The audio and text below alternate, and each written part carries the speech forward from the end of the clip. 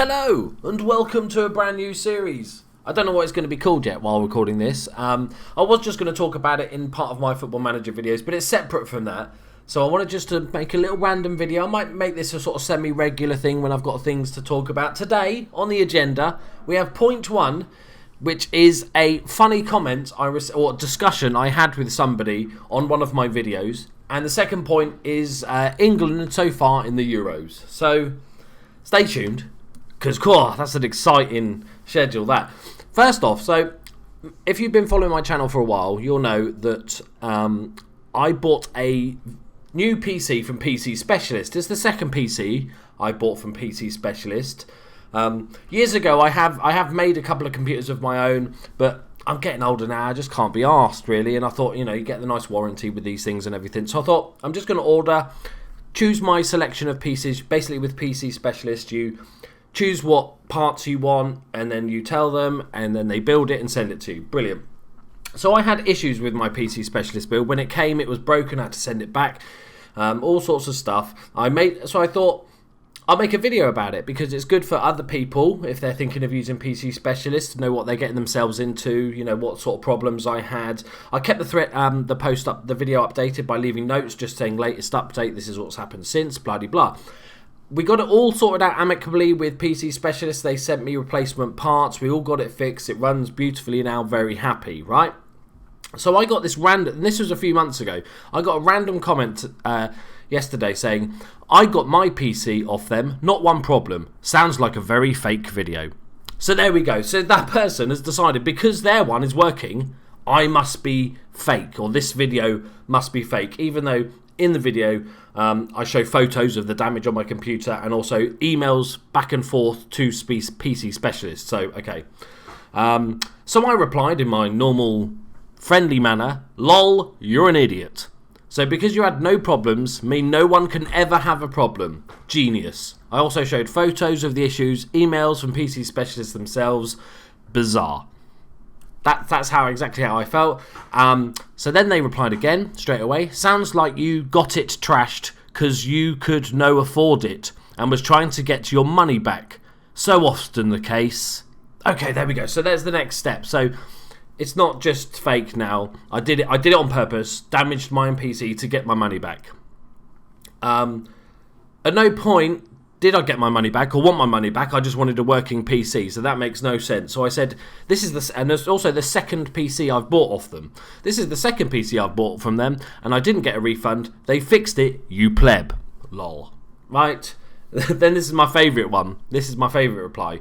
Truth hurts. Smash your P. No, smash your P. No, that don't work.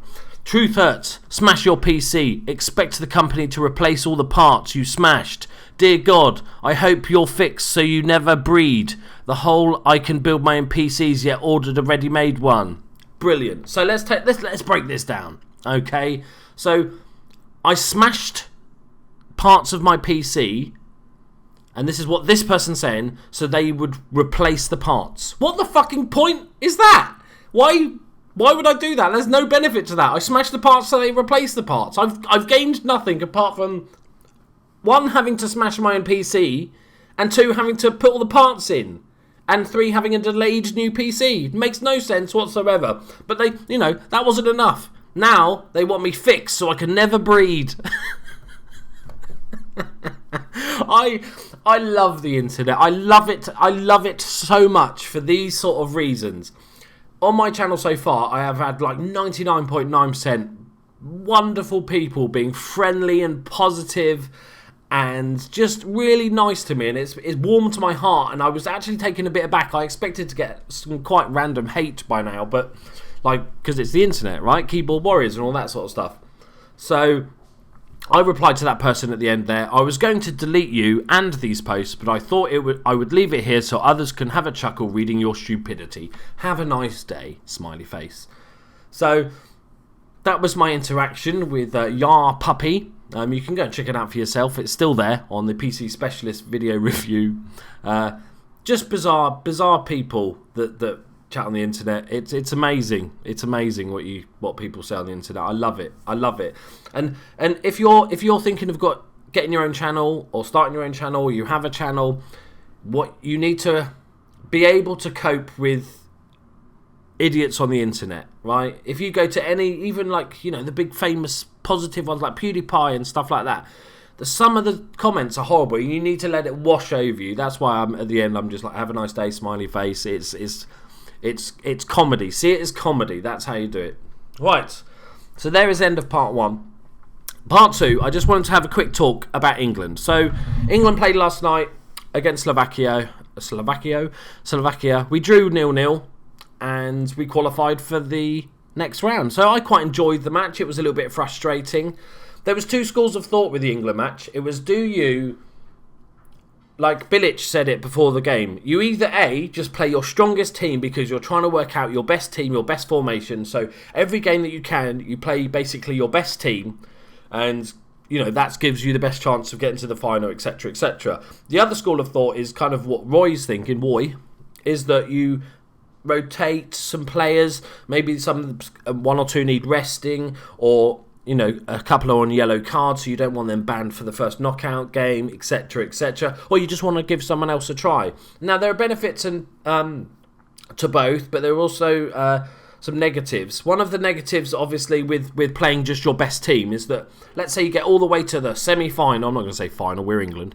We get all the way to the semi-final and suddenly Rooney's injured or something like that. Then you have a Henderson that hasn't played any games up until this point having to step in, which is not ideal for a massive game. So I can understand that. Me personally, I'm kind of in the Bilic camp. Maybe if somebody really needed a rest, I would have rested them. But I'm okay with what Roy did. I think Kane needed to be dropped. I don't care whether it's because he's just a bit rusty, because he's a bit down on confidence, maybe because he's had a massively long, hard season with Tottenham. Any of those, it doesn't really matter the reason. He's not playing that well. So I would have been okay with Vardy or Sturridge, or preferably both, because Sterling's been dreadful as well. And that's probably the only 2 changes me personally would have made. But I was okay with what Roy did.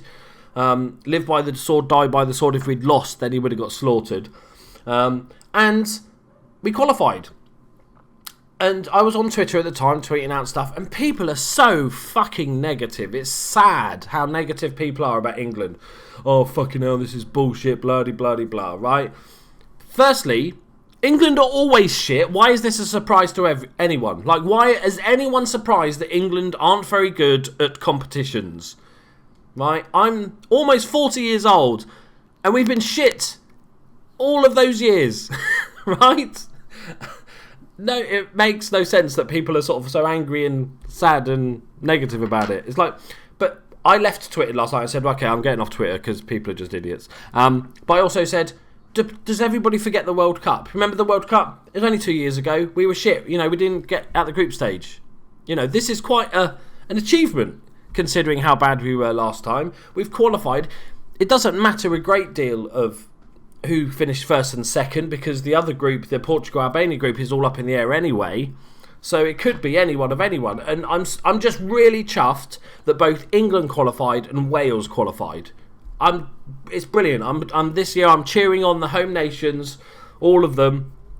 Obviously not Scotland, sorry. But I'm cheering them on, and I want them to do really well. And I think, we've qualified for the next stage. That's all that matters. All that matters. There was a stat about, the team that's won, so many out of the last European Championships that didn't finish top of their group and all that shit. It doesn't matter. All that matters is we're still in. Because if you're still in at the end, you win the cup, don't you? That's it, simple.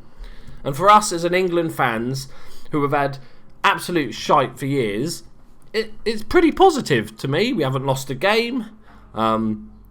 We've only conceded, 2 goals, and one was Joe Hart's fault. I think if we look at the teams we played in our group, which is we played 3 teams, right?